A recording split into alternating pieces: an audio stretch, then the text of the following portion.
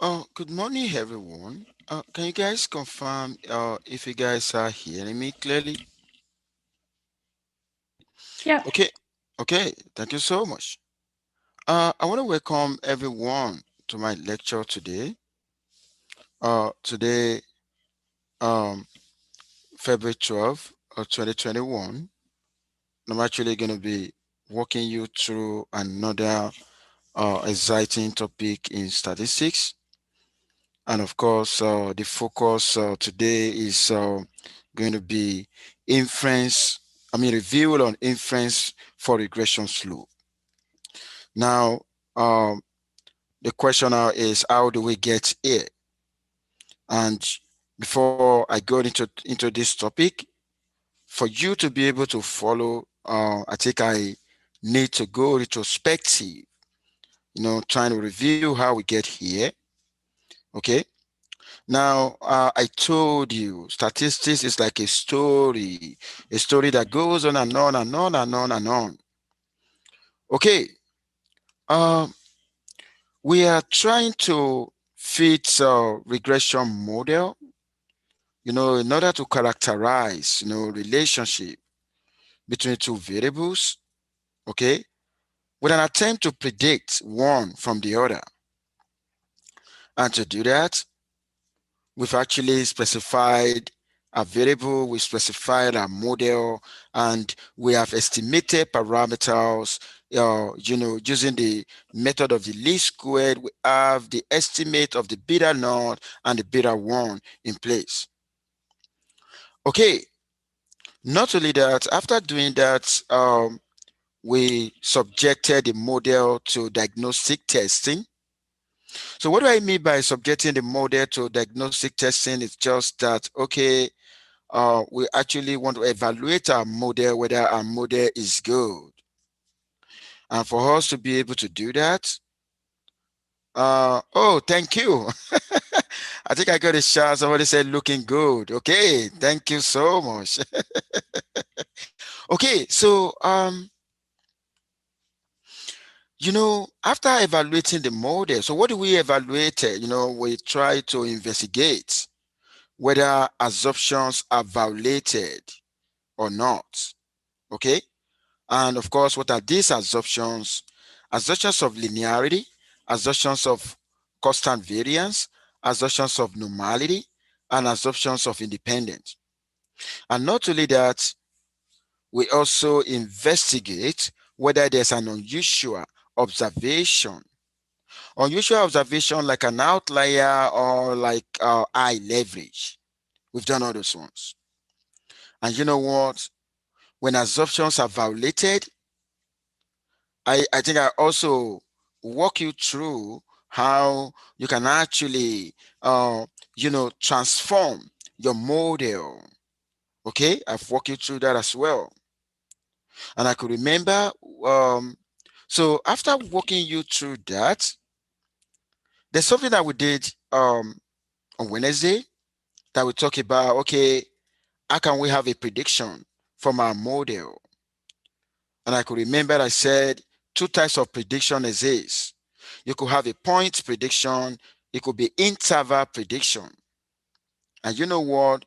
For interval prediction, you could be talking about individual prediction, or you're talking about the average prediction. But let me tell you this: before you go into that predictions at all, because the end thing, what we're going to do at the end of the day is actually, you know, prediction. But you know what? It is dangerous to go into prediction without doing what I want to show you today, which we call inference for regression slope. Okay, now today in the outline, we're going to talk about inferences about slope. Then we're going to talk about correlation and test on its significance. And part of the outline today as well, I'm actually going to walk you through how you can actually compute the prediction interval. Okay, that I'm going to walk you through that as well. Okay, okay. Now let's start with this inference about the slope. Can you guys confirm if you guys are hearing me clearly? Yeah. Thank you so much. Now, you have estimated parameters in your model, the beta naught and the beta 1. You've conducted what I call absorption, absorption, whether there's absorption violation or not. You've done everything. Let's say everything is right. Let's say everything is okay. But you know what? All absorption may hold, okay? And we still have a problem.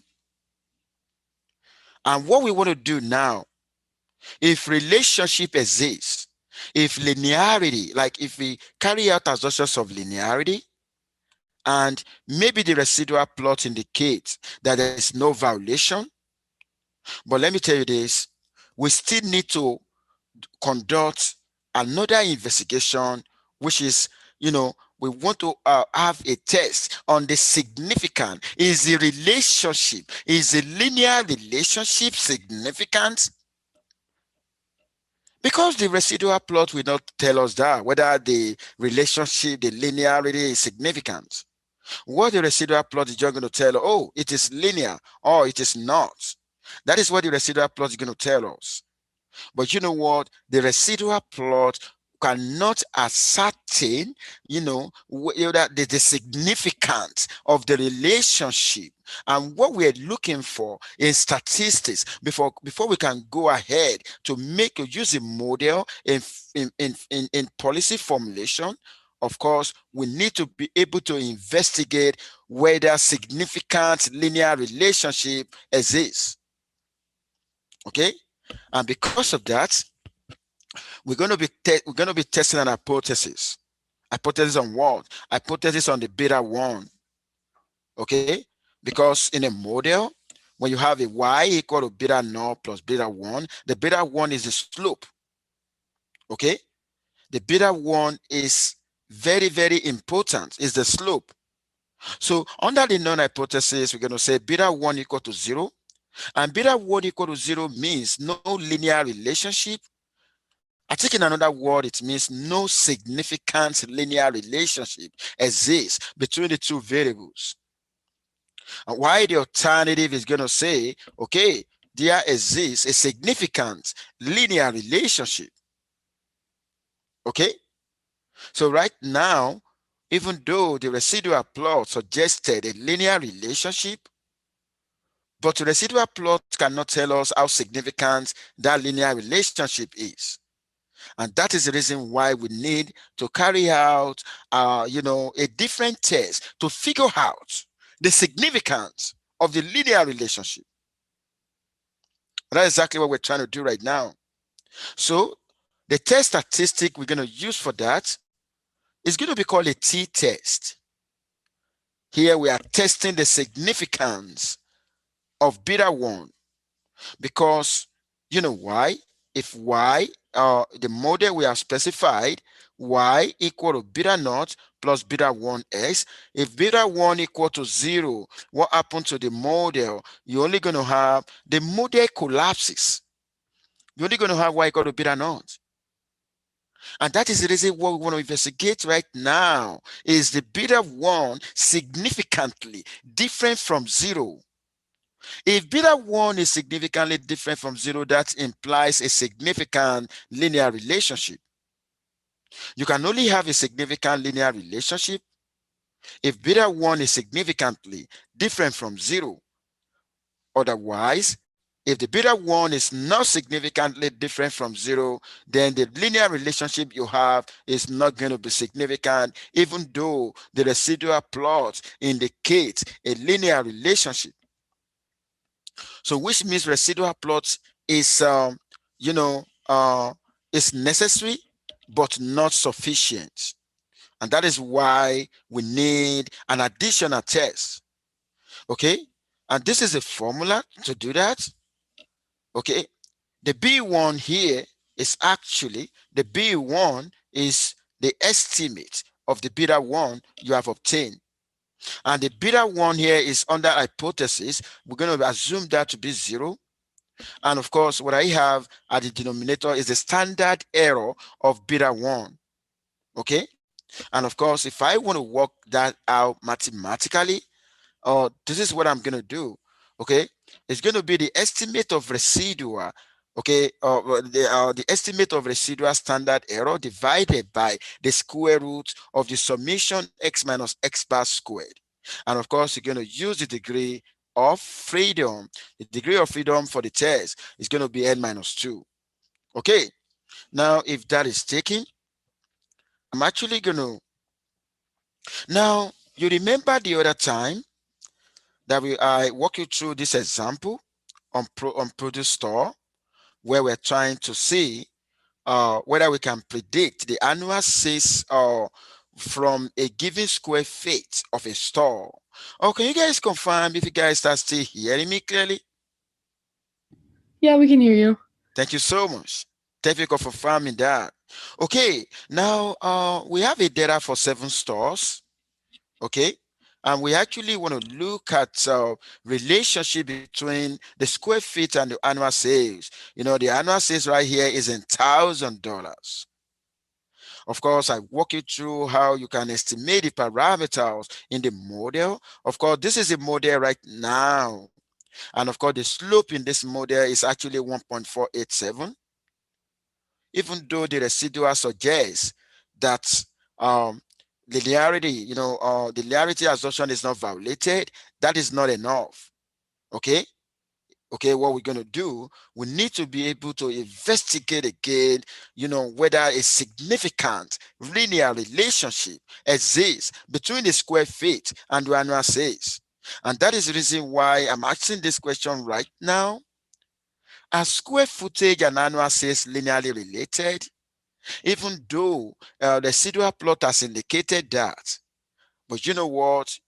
We are carrying out a statistical test just for us to be able to investigate whether a significant relationship exists. That is the essence. Okay, now let me tell you this. If you use any form of, whether the R software, Python, MATLAB, Excel, or whatever, of course, you're actually going to have an output. Okay, in your output, you're going to have the estimate, which is this guy here. You're going to have the standard error that correspond to each estimate. You're going to have a t-stat. You're going to have a p-value. Now, I want to explain that to you right now. Okay, now what are we trying to do? We're trying to carry out a test where we are testing whether beta 1 is significantly different from 0 or not.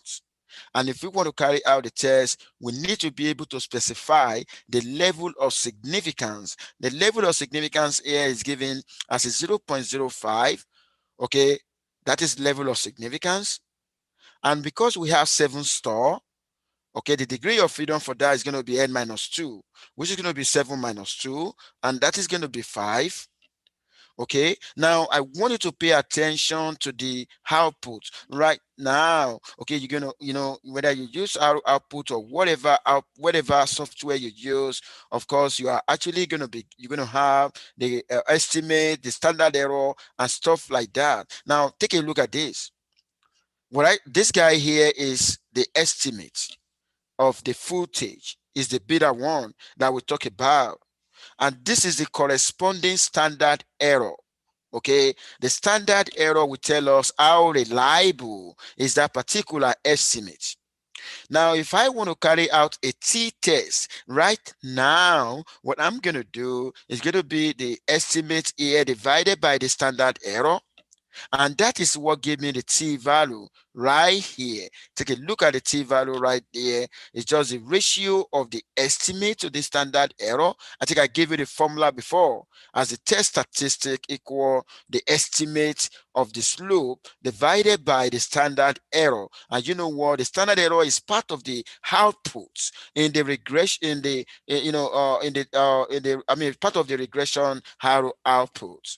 And what I wanted to do now, I wanted to take note of this p-value. Okay, the p-value associated with that test right now is a 0.00028. Now, in order for us to take a decision regarding the beta 1, we're actually going to compare the p-value right here with the level of significance given. So when the p-value is less than the level of significance, then we're going to reject the non-hypothesis. But when the p-value obtained, the p-value associated with the test, if it is greater than the level of significance, we're going to fail to reject the non-hypothesis.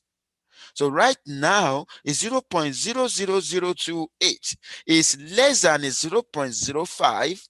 Therefore, the p-value is less than a given level of significance. Then we're actually going to reject the non-hypothesis. We are rejecting that. And rejecting the non-hypothesis, in our conclusion, we are trying to say the beta 1 is significantly different from 0. And what is implication when the beta 1 is significantly different from 0? It means there is evidence that the square footage is linearly related to annual sales. Okay, what we are trying to talk about right now is that significant linear relationship exists. Oh, can you guys confirm if you guys are still hearing me clearly? Yeah, we can hear you. Okay, thank you so much. Thank you for confirming that. And that is how to carry out a test, okay, on the significance of beta 1. Do you know that you can also carry out a test on the significance of beta naught, which is the intercept? In that situation, you're going to use this guy here divided by this guy here. We give you this, and this is a p-value associated with that. If you want to take a decision regarding the significance of beta naught, you're going to take a decision using the p-value. But you know what? What is important to us is the slope. That is what is important to us. Okay. Now, I'm actually going to move right now. You know, what we want to do now, what I want to walk you through now is if I want to take a decision regarding the beta 1, you know, I carried out a test. What if I don't want to carry out a test? What if I want to use a confidence interval to figure that out? Okay. What if I want to use a confidence interval to figure that out? Okay, that is what I want to do here. But let me tell you this. We have two reasons why we can look at the confidence interval of our parameters. Right now, what we want to talk, when we want to look at, when we want to talk, what I want to walk you through now is, can we have a confidence interval for parameters, for regression parameters? Why do we need that? Because a single value that we have here could be wrong or right according to the classical approach of probability. And so that's a point estimate. So we needed an interval estimate because to be at the safer side in research, we actually need to describe our results in an interval, because every values in an interval cannot be wrong. But you know what? A single value could be wrong. And that is one of the reasons why we're actually going to describe our results in an interval. Now, what I want to walk, that's one of the reasons what I want to walk you through right now. How can we obtain the interval estimate of beta 1? Okay, not only beta 1, we can obtain the interval estimate of beta 1, we can obtain an interval estimate of beta naught. And there are two reasons why we're doing that. Number one reason, getting a single result, okay, getting a single result that I call a point estimate of regression parameter could be wrong or right according to the classical approach of probability. And you know what? We don't want to, we don't want to waste our resources. Maybe we've committed a lot of resources to our research just because we got a single result. We could be wrong or right, and that is dangerous. Okay, according to the classical approach or probability, it could be wrong. A single result, it could be wrong or right. And that is the reason why we need to incorporate the margin of error. And that's exactly, this is the formula right here. Okay, this is the estimate of the, could be estimate of beta 1 or the estimate of beta naught. Then this guy here is going to be the corresponding standard error for that. And of course, we're actually going to check at a t table. Okay, the distribution multiplier is actually going to be a t distribution with n minus 2 degree of freedom. And of course, this is going to be part of what my TA is going to walk you through in the next lab. But you know what? Let's say we've gotten that. This is what you're actually going to get. Look at that. That is a confidence interval for beta 1. If you use that formula, or you use a codinal, that's going to be the confidence interval for beta 1, and this is going to be the confidence interval for beta naught. So instead of you to get a single value, a single result that could be wrong or right, to we're actually going to have describe our result in an interval. Take a look at that. And you know what? Do you know that if I want to actually investigate whether a linear relationship and whether a significant linear relationship exists between the two variables, I'm actually going to consider the interval right here. Take a look at that interval right here. If the interval includes 0, if you can find 0 in that interval, then it means, insignificant linear relationship exists. But in a situation whereby you cannot find 0 in that interval, what do I mean by that? You can only have 0 in an interval when the interval is between a negative and a positive. That's the way you can have a 0 in between. But right now, 1.0624937 and 1.910776694 does not include 0. Because of that, that is confirming that there's a significant linear relationship. Okay, and that was why I said that right here, that at 95% confidence level, okay, the confidence interval for the slope is that and does not include 0.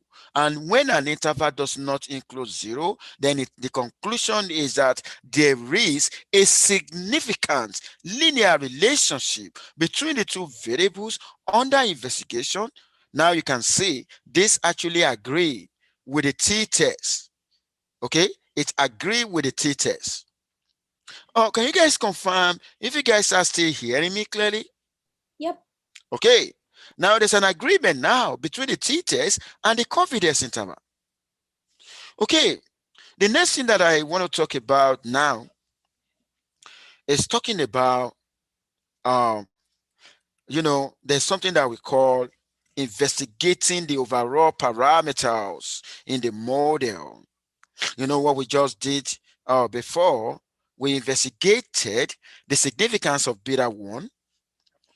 Now, is there a way we can investigate the significance of both beta 1 and beta 0 at the same time? When I'm doing that, it means I actually want to investigate the significance of overall parameters in the model. And when I want to do that, I'm actually going to use f-test. Okay, we use a t-test when you want to, investigate the significance of individual parameter, but you use f-test when you want to investigate the, the significance of the overall parameters. Okay, and let me tell you this: for simple linear regression model, the p-value that you're going to get for f-test is still going to be the same as the one you're going to get when you conduct a t-test for simple linear regression model. But for multiple linear regression model that we're going to start on Monday, okay, the f-test will not be the same as t-test. And let me tell you something. Mathematically speaking, when I square t, I'm actually going to have f. When I square t, I'm actually going to have f. Now, let me show you, right? Let me show you something right now. What I'm showing you right now is an ANOVA test that I call f-test. Okay, R, part of what you're gonna do in R in the lab, or next time, my TA will walk you through how you can get F test, okay, which we also call ANOVA for regression. Of course, we use ANOVA for regression when we want to test the significance of the overall parameters in a regression model. Now, this is going to be an output that you're going to have. In the output, we're going to have ANOVA splitted into regression, with a split a residual and total, where what I have here is going to be the sum of square regression. The sum of square regression is also called total explained variation. And we're going to have sum of square residual, which is the unexplained variation. And we're going to have sum of square total, which should be total variation. And of course, this guy here is a mean square regression. And this guy here is a mean squared residual. And you know what? If I want to get this F right here, it is, okay, how do I get this? It is this guy divided by 1 will give me this. This guy divided by 5 will give me this. Okay. And then when I have that one, okay, then if I want to get F right here, it's actually going to be this guy divided by this guy. Okay. Automatically, you're actually going to have arrow will generate that. Like I said, part of what you're going to do on Monday is actually going to be this. Okay. Okay. Do you get that now? Okay. Now, if that is what I have, I want you to pay attention. What we got right here as the F statistic value, is 81.179. This is different from what we got as the test statistic value when we're making use of t-test. Now, take a look at that. For the t-test, we get 9.0099. Okay, for the t-test, we got 9.0099 for beta 1. But when we make use of the f-test, you're going to get a different value, but the p-value will remain the same. Now, can you see the different value you get right now? But you know what? When you square that value for t, it's going to give you the 81.179. Okay, that is a relationship. But I wanted to pay attention to the p-value.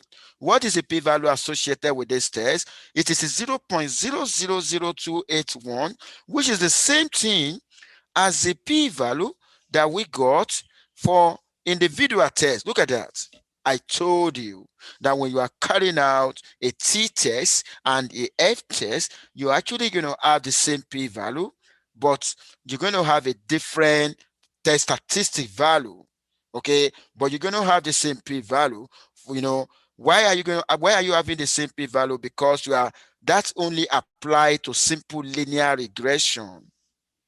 Okay, that only applies to simple linear regression. They're going to have the same p-value, but they are not going to have the same test statistic value. When I square t, automatically will give me the f test statistic value. When I square 9.0099, automatically I'm actually going to have 81.179. But you know what? The p-value associated with what I'm going to get and what I got before will be the same. Take a look at that. And I'm still going to take the same decision, rejecting the null hypothesis. Can you see that now? Okay. Now, I think I've walked you through how to investigate. Okay. What I'm trying to tell you right now, when you are trying to study relationship between two variables, okay, when you, after estimating your parameters in the simple linear regression model, and you do a residual analysis by trying to investigate whether assumptions are violated or not, or you also investigate whether the presence of unusual observation, even though there's no problem, everything is fine, you still need to investigate whether the linear relationship is significant or not before you go ahead, to make a prediction. Okay. Now, the next thing that we also want, that is also very, very important that we do, is to also conduct what I call a correlation analysis. And what do we mean by correlation? Of course, the correlations measures the strength and the direction of the relationship between variables. Okay. Now, using the scatter diagram, when you started, the part of the preliminary investigation you did was to have a diagrammatical plotting of the response against the predictor. You did that. And with that, you took a decision regarding your correlation, whether correlation exists or not. But the fact remains, is the correlation value you got significant? We also need to investigate that, whether the correlation value we got is actually going to be significant. And that is what I actually want to showcase right now. Okay, now we use rho to represent, that's a parameter for correlation. Okay, and of course, we use R to represent the sample correlation. Now, what do I want to do right now? This formula here is used to obtain the correlation. And of course, in R, there's a way you can also obtain correlation in R. It's just going to be cool, okay? X and Y, stuff like that, okay? So if you want to obtain the correlation in R, but this is the manual way. We've got a formula right here. Now, if I use this formula and I get correlation, how genuine is my correlation? The value that I got. It could be a value that is an accidental discharge of nature. How genuine is this value? Then we need to be able to conduct a correlation test to know whether it is significant or not. In statistics, we care a lot about something being significant. Okay? And that is the essence of doing this. Now, when you draw a scatter diagram for, when you have two variables as part of data exploratory analysis, you're actually going to have different kind of shapes. I walk you through this in day one. Okay, you could have a negative, you could have a positive, and so on like that. That's what I'm trying to show you right now. Okay, which means you could get any value, right, as your correlation value. But the question right now is, the value we got, is it genuine? How can we actually determine whether the value is real? It is not all values that are real. It is not all we see at time that are real. How are we actually, going to investigate that? Okay, and that is what we do right now. Okay, and of course, I told you before, the range of correlation is from -1 to 1, right? And when it is closer to 1, that indicates a stronger negative linear relationship. When it is closer to -1, a stronger negative relationship. When it is closer to 1, a stronger positive linear relationship. And when it is closer to 0, of course, it is weak. Okay, I think I walked you through that before. Now, what I want to do right now, what is new? How do we test whether the correlation value we have is genuine, is significant? And the way to test that's what we are trying to do right now. Okay, where we want to test rho equal to 0. Rho equal to 0 is actually telling us, the correlation value we got is not significant. That is another way to put that. So rho not equal to 0 actually means we got a significant correlation value. And how are we going to do this? Then this is a test statistic.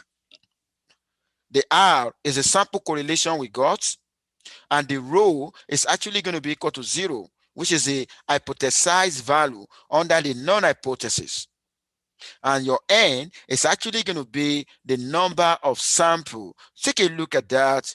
Okay, now that you have that right now, let us now, part of what you're actually going to see as part of the outputs in the regression output, when you use R, you're going to see a multiple correlation, or you're also going to see something that we call R squared. Okay, now what I'm trying to tell you now, that is the R, the one in red, that is R. And if I want to test how whether a 0.9705 is genuine or not, another thing that I'm trying to do is to see whether is there any evidence of linear relationship between annual sales. This is actually different from what we've done before. Okay, though we're still doing the same thing, we want to be sure. We conducted a t-test trying to investigate whether a significant linear relationship exists. We conducted an f-test to see whether a significant linear relationship exists. And what we're doing again by conducting a correlation test, we also want to confirm. Again, all of them, they point towards the same test. Okay, now if you now put that in the formula, look at that. If I plug that into the formula, my R is a sample correlation, rho equal to 0 and n equal to 5. How do I get n to be I'm sorry, how do I get n minus 2 to be equal to 5? Because n equal to 7, I'm using 7 stores. Oh my God, take a look at the value that we got right here, 9.0099, which is a test statistic value for correlation. Do you remember? We got the same value, exactly the same value when we're conducting a t-test. Where are you? Oh my God, it's right here. Can you see that now? So which means correlation test and the t-test, they are the same, exactly the same, because they're going to give you the exact value for the test statistic. I'm going to read my chart right now. Let me read my chart. I think the chart came in. Somebody said, so for this slide, do we not care about how to interpret the R squared and the adjusted? Yeah, we care about them. They are coming in the future, in the subsequent lecture. Like I told you, statistic is like a story that goes on and on and on and on and on. Okay, have I answered your question now? We still have a lot that we haven't done. Okay.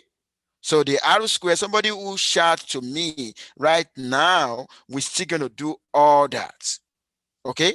But right now, I want you to pay attention to what we're doing now. Okay. Pay attention to what we're doing now. It's actually going to be one at a time. Okay. Now, we've conducted a correlation right now test, and we got a t value to be that. That is a test statistic value.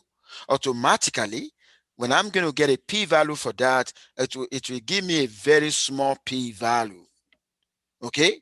And of course, with a very small p-value, I'm actually going to reject the null hypothesis. Okay? I'm going to reject the null hypothesis. Okay, now what have I done? What have I explained to you today? What I've explained to you today, I've explained how we can actually investigate significance of the linear relationship, even though the residual plot has already suggested a linear relationship, but the residual plot has a limitation. The limitation of the residual plot is that residual plot cannot tell us whether the linear relationship is significant or not. Okay, the residual plot will not tell us whether the linear relationship is significant or not. The only thing residual plot is going to tell, oh, it is linear. Okay, I think a chat came in right now, and somebody said, if the test for significance of correlation and the t-test are the same, which one should we use? That's a very good question. Do you know what? The one that we normally use, the one that is commonly used, is the t-test. Have I answered your question right now? Yes, thank you. You're welcome. Okay, I want you to ask me question. When you ask me question, that will make me so happy. Okay, the moment you get stuck, just ask question. Okay, now the next thing I want to talk about now, what we did on Wednesday. I receive a message from some of you, even though I actually give said that we have a code to figure um, the mean prediction and you know the individual prediction.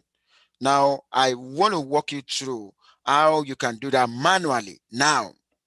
Okay, what I walk you through on Wednesday is just to tell you we got a code in R, to do that. Okay, now we are back at prediction right now, but this time around, I actually want to use but the data on stores. If you remember what we did on Wednesday, I used the data on rate my professors.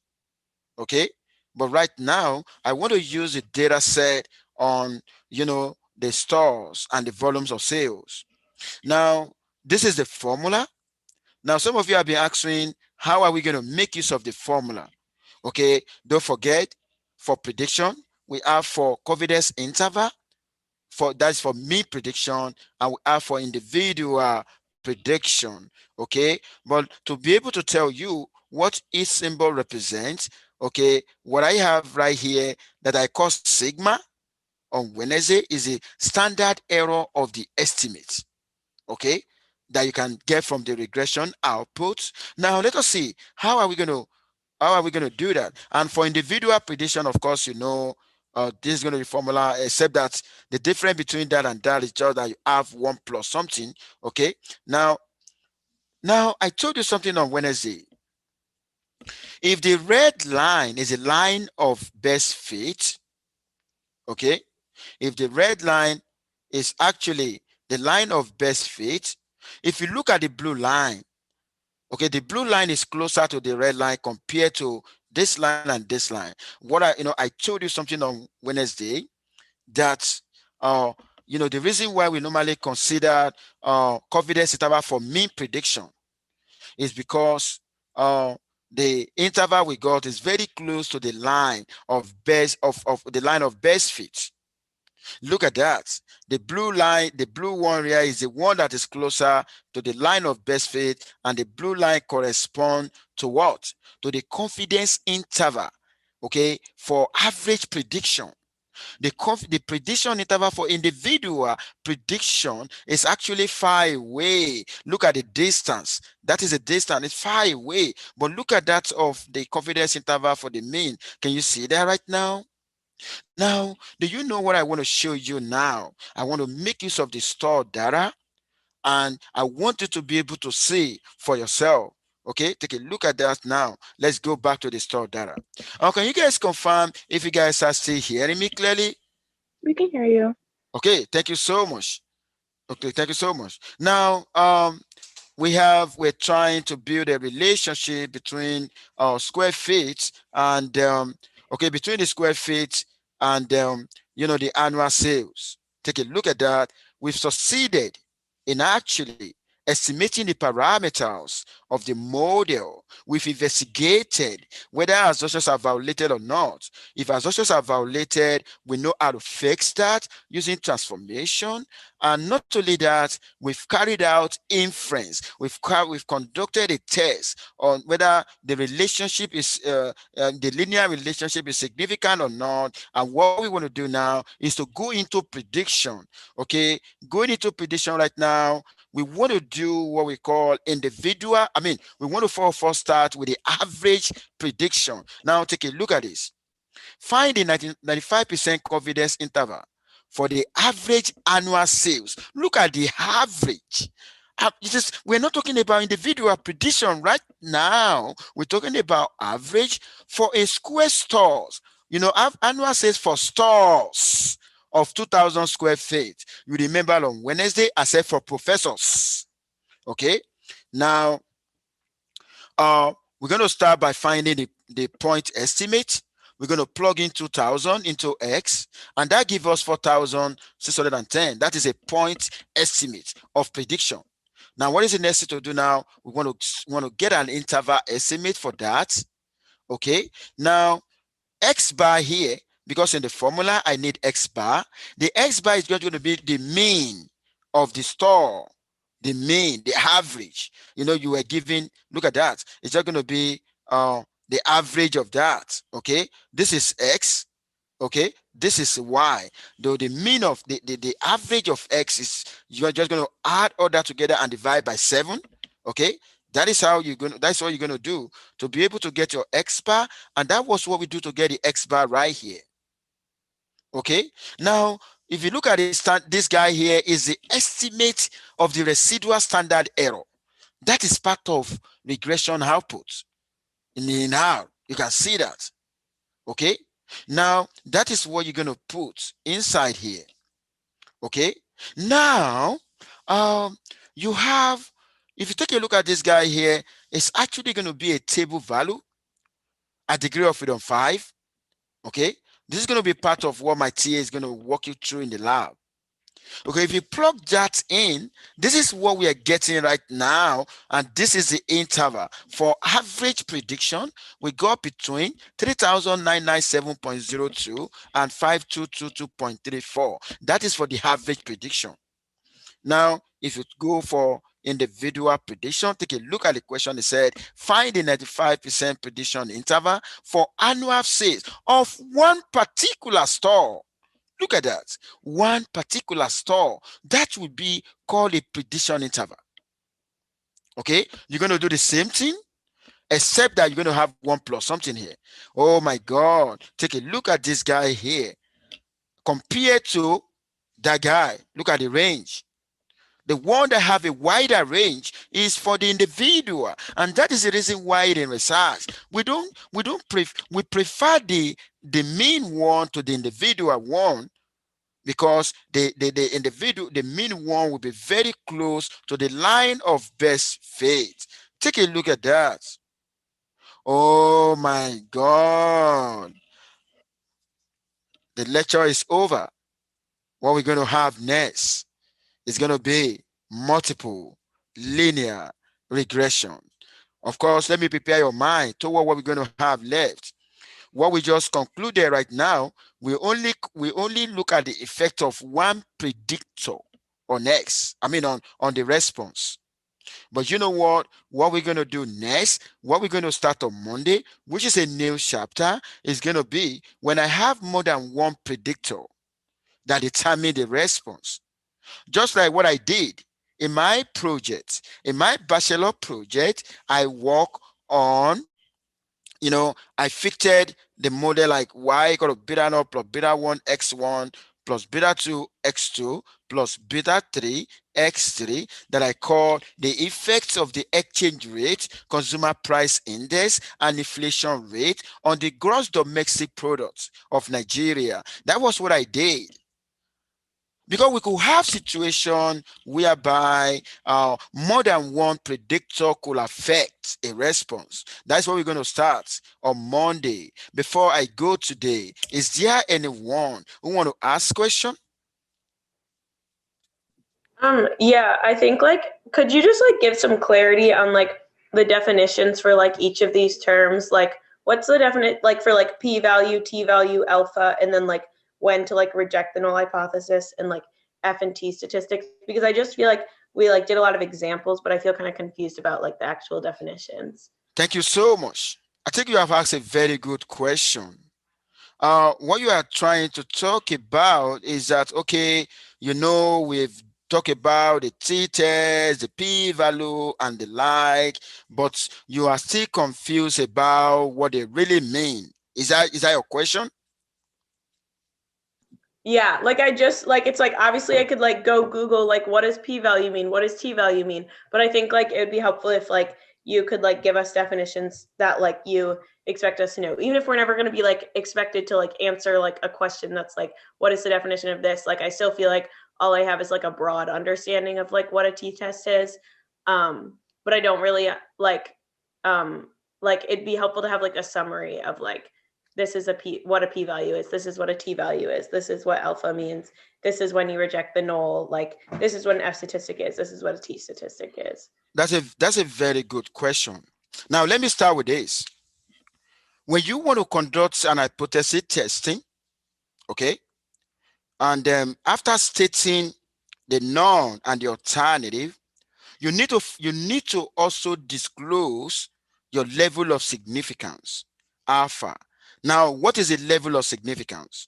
The level of significance is a maximum probability of committing type 1 error, which I'm actually going to call a level of statistical error. Okay. Now, what is the meaning of that? Another word is that, okay, if I'm giving 5% as a level of significance, it means, since I know that my the research that I'm doing, the model that I'm using is not 100% efficient, as model is not the same thing as reality, then what you are trying to tell the world that with 5% level of significance, it means you are misleading the world only 5 times out of 100. Does that make sense with the level of significance? So, Yeah, thank okay, you. okay, so that is with the level of, so every researcher must disclose its level of significance, which we call the level of statistical error, which is just the number of times you are likely to mislead people out of 100. Now, that is for the level of significance. Now, what do we mean by test statistic? If I want to conduct an hypothesis testing, okay, I need a statistical tool, okay, in form of a formula, okay, and that is what we call the test statistic. Now, using the test statistic right now, the test statistic will only measure the effect size. That is what it's actually going to talk about, effect size, which is more or less, the difference between an hypothesis. You're going to see what you always see at the numerator is going to be different between an estimate and the hypothesis value, then divided by the standard error. Okay, so that is a test statistic. But you know what? The probability of that test statistic value, because the test statistic, you could have different kind of test statistic value in place. Now, what is the probability? That's what we call the p-value, and p-value is the probability, okay, of observing an extreme value when the non-hypothesis is true. I'm going to say that again. What is the probability of observing an extreme value, okay, when the non-hypothesis, that is when the H naught is true? What is the probability that I'm actually going to, have an extreme value that will go over the range, that will go over the, when the non-hypothesis is true? When that probability is small compared to the level of error, to the statistical error that I call the level of significance, when that p-value is smaller than that, then you're actually going to reject the non-hypothesis. Rejecting the non-hypothesis means the non-hypothesis is not true. It's not true because the probability of observing an extreme value when the non-hypothesis is true is less than a given level of significance. Does that make sense to you right now? Yeah, thank you. Okay. So I think I like I like the way you ask a question. Like I said, I always want you guys to be following whatever I'm teaching with a practical mind. If there is anyone who doesn't really understand any of the symbol or any of the term, I need you to challenge me, because your understanding of fundamentals, your understanding of some terms will enable you to be able to understand the concept. Somebody said, I wonder if we could ask. Oh, okay. I think that question is not for me. Okay. Is there anyone who want to ask question before I go today? Is there anyone?